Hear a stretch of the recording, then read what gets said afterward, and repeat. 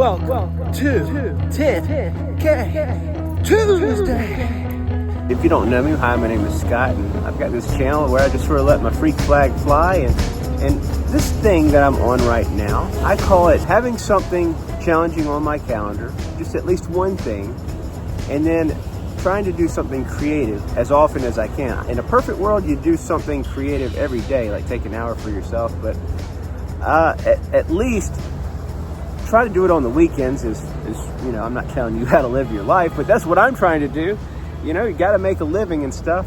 And so I've chosen surfing. I just moved to the beach about a year ago here this June, and I just said, hey man, if you're going to be a surfer, this is it. This is the time to do it.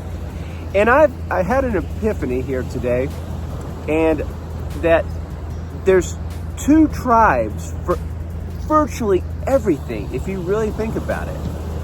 And I found this out in surfing. Like, okay, I'm just beginning, so I think I've got some promise where I was hopping up on the board and I could stay in and sort of make it to the beach, right? Well, I encountered two people today. This is just today.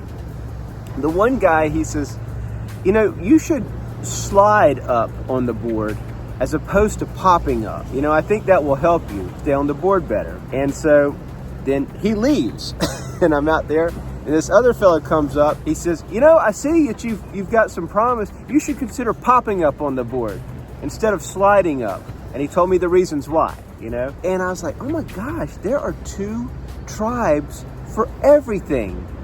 There's the slide tribe and there's the pop-up tribe for just surfing. Like I'm a beginner and I'm just trying to figure this shit out. And like, wow, there's the pop-up tribe and the slide tribe. Okay, interesting. And well, I mean, now we can just take it to virtually everything, you know, like Coke and Pepsi, you know, Democrats and Republicans, and, you know, Nike and Reebok, you know, like we seem to be a tribal type of humanity. So cool. We realize that. What do we do with it? Do we want to pick a tribe and join that tribe? Okay. And, you know, and one tribe's going to have benefits and, you know, that are better than the other, but the other tribe might have something that's better than this tribe. And so, or even carnivore versus vegetarian, you know, that occurred to me. You know, I had somebody watching me like eat a salad, and he said, are you a vegetarian? And nah, I'm just eating this salad right here and now. I eat meat sometimes. So anyway, what's the lesson? I'm not here to try to tell you how to lead your life. I'm just trying to figure stuff out. I believe we're here to heal ourselves and teach others to do the same thing. And also, I feel like we don't know what in the world we're talking about unless we can teach it. So selfishly, you know, a lot of this is practice for me. If I can teach it, therefore I know it better. So the tribe thing, the way I think of it maybe is kind of the Bruce Lee approach.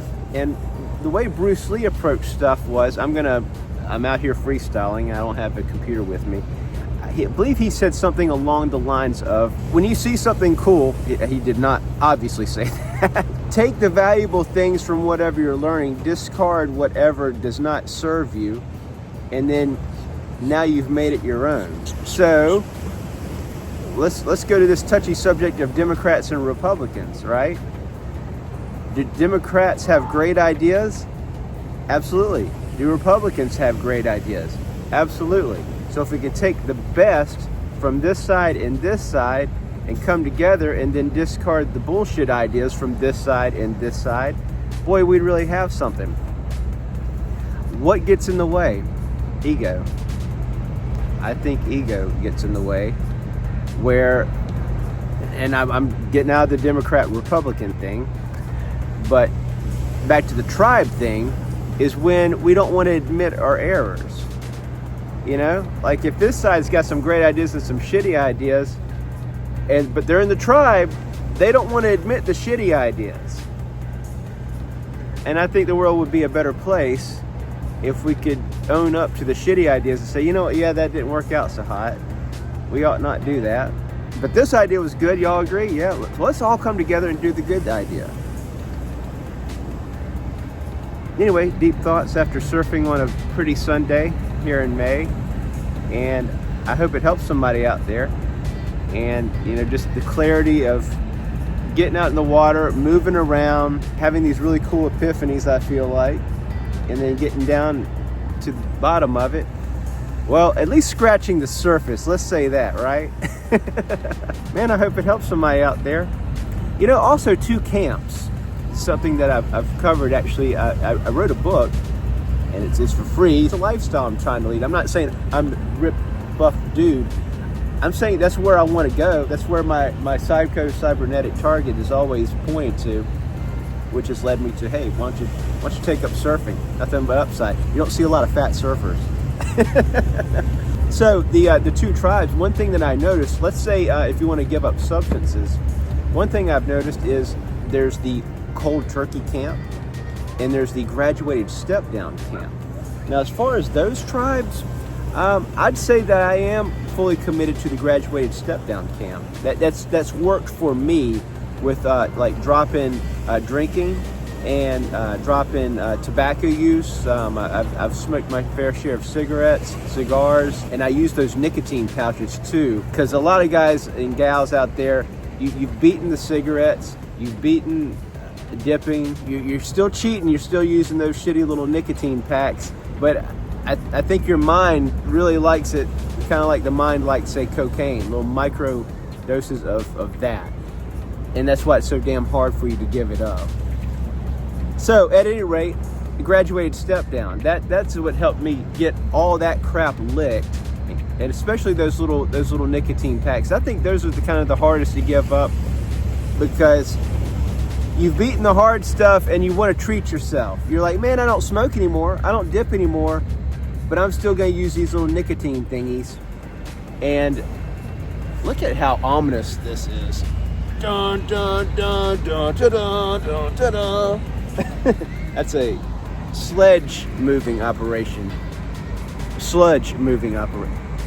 I don't know, man. I just moved here. They're like basically removing sand and putting it from one place to another. But to have that thing roll up on me while I'm talking. Okay, where were we? I want to help you get off of nicotine if you can. Graduated step down. Well, first of all, get my book, alwaysrippedbook.com. It's free. Got nothing to lose there. Nothing but upside. And the stuff I write about in that thing, it changed my life. It got me. I'm free of all substances except for chocolate and coffee. I ain't never giving that shit up. So, graduated step down. Big fan of that. And so I'll just give you some tips, right? So if it's drinking, substitute non-alcoholic beverages in with your alcohol, and then move the needle from your alcoholic beverages to non-alcoholic beverages. So for example, in my fridge right now, I got tons of non-alcoholic beer. In my mind, it's the same as beer now. Had a non-alcoholic beer with my meal when I went out last night. Little date night.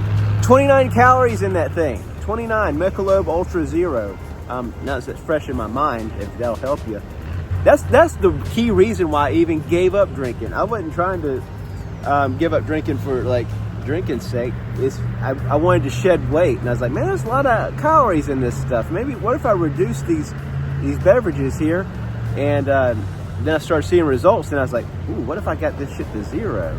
And that's when the fat just melted off me. So it's all for the wrong reasons, vanity. All right, anyway, so how do you give it up? Yeah, first of all, decide that you want to be a different person.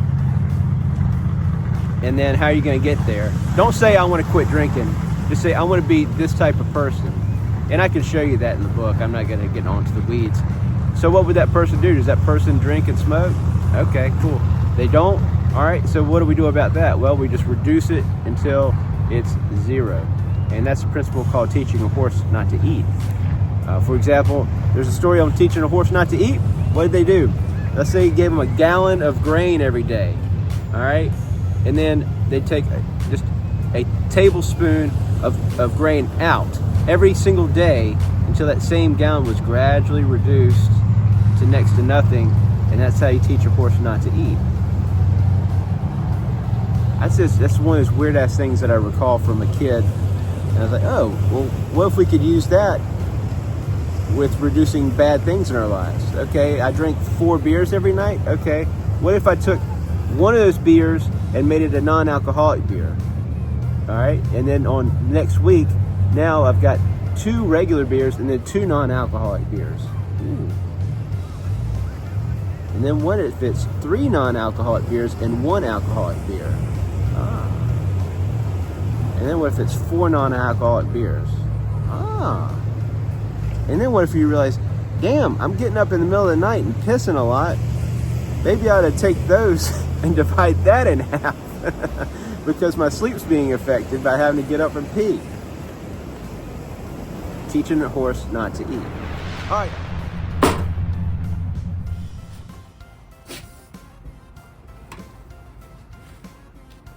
I guess I've got this realization that nature has provided this bifurcation, you know, cold, hot, wet, dry, day, night.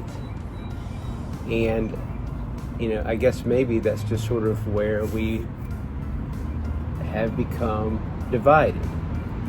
And I guess what do we do with that? How do we get along as best we can? Maybe it's a way of balancing as well. And it's 2 lenses, you know, in which we observe life. So I'll give you an example. My wife and I were walking our dogs before Thelma and Louise, which are right here actually.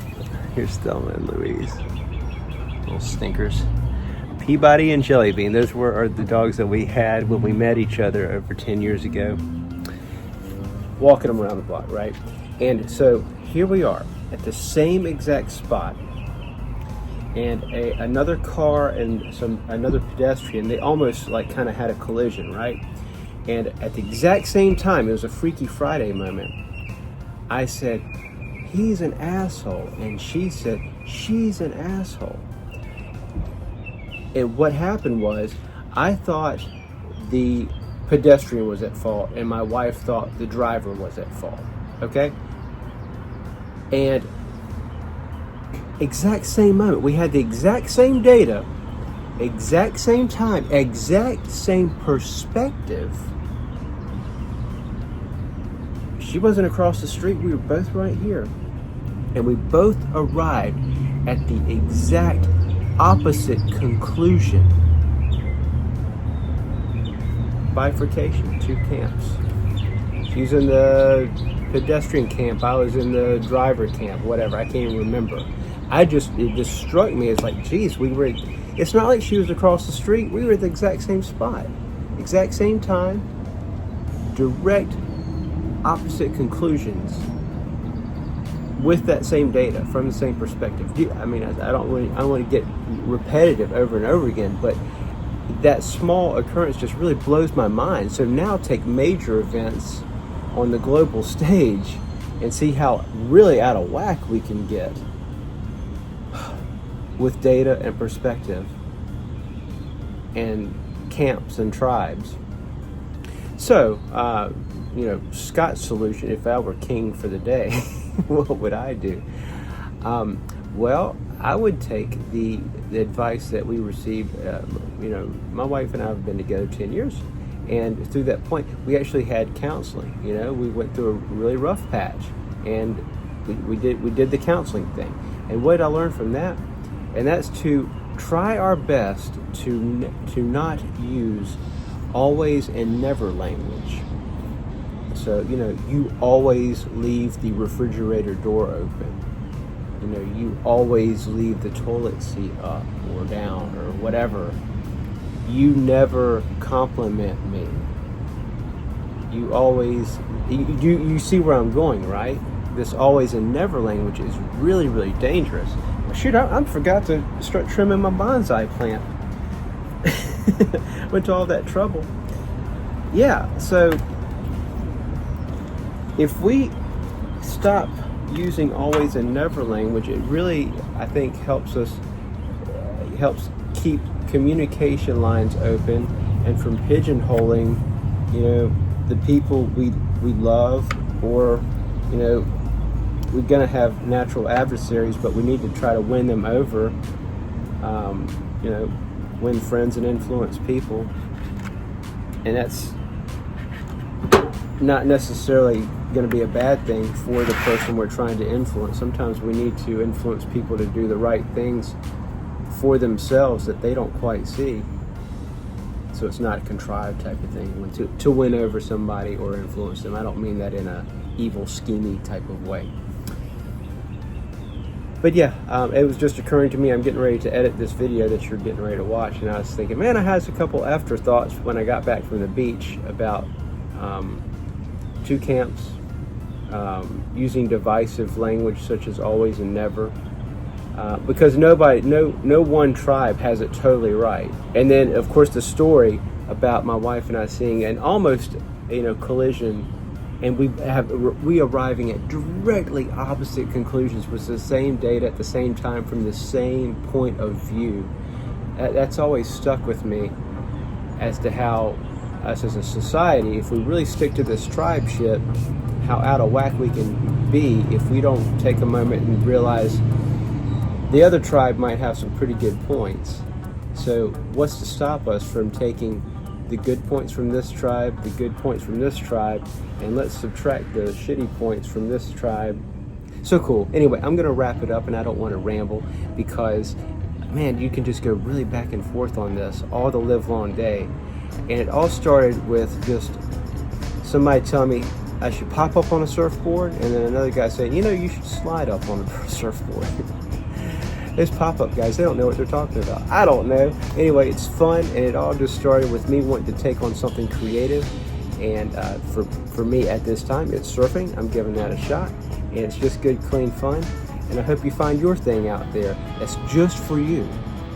Just for you, It's a selfish little thing that's fun, that we get to grow into, and you get to go out. For example, this surfing thing, you're going out and you're just thinking about getting on a board and riding it in. You're not thinking about anything else. It's a kind of mobile meditation, and because a lot of people have trouble with meditating. I can't just sit here and think about nothing. That's harder than you think, and it's something you never totally master. And maybe surfing is in that thing. I don't think anybody would say, yeah, I've mastered surfing. Nobody. I don't think the greatest surfers in the world would say that. I think that there's always another level. So. All right, cool, deep thoughts. All right, now, adios, have a great day. Thanks for spending time with me. If you found this time helpful to you, by all means, why don't you hit that like button, consider subscribing. It doesn't cost you a dime, it means the world to me, and we'll see you at least next week. All right, do not waste this day. Oh, that guy got up, cool, awesome. I wonder if he's in the pop-up camp or the slide-up camp. To be continued. All right, thanks for hanging out with me. See you soon.